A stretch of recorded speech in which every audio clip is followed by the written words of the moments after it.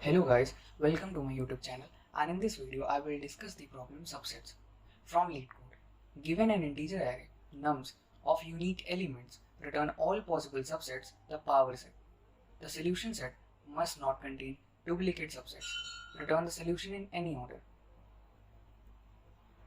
So this question is a backtracking question, and one unique quality that you should look for any question when understanding or when to use backtracking is that when the question demands you to provide the possible combination of results, right?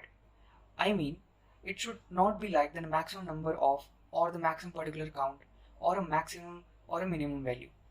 If that is the case, then that is more likely to be a DP or a greedy based problem. But if the solution is about possible combinations of numbers or characters or strings, then it is most likely going to be a backtracking solution that you will need to provide. So I will see how that works. So since here the question says if we need to return all the possible subsets, we will be using backtracking here. To solve this question, what we would be doing is that we will be doing a recursive backtracking function call. And for every number, we don't want to reuse this number in the next set, right? So we will start from 0 and then we will add that to a temporary vector.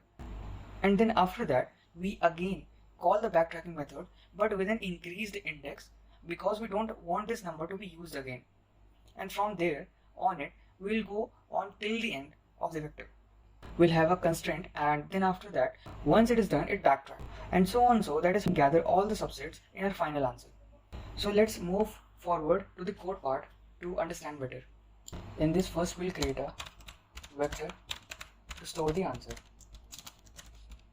and after that we'll check if nums.size is equals to 0, then we will return the empty list, that is ANS. And here we'll create a temporary vector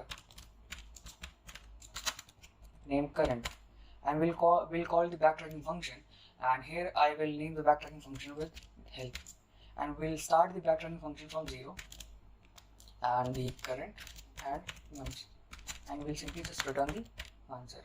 And after that, here I will create the backtracking function and I will name it to help.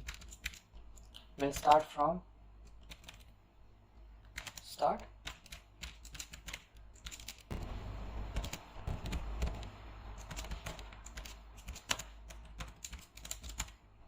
and here in this I will push the current push back to the current in the answer, and after that I will create a for loop which will start from the starting to the nums length. I will iterate with I++. Here I will push back the nums I in the current vector.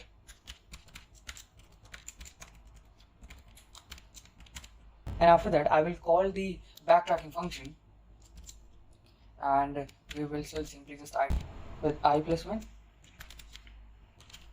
current nums. And after this function, I will use the pop_back function to remove the last element.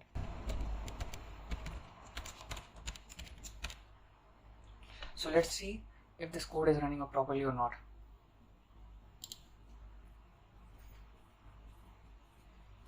It runs. After submitting, let's check. So it runs successfully. Thank you.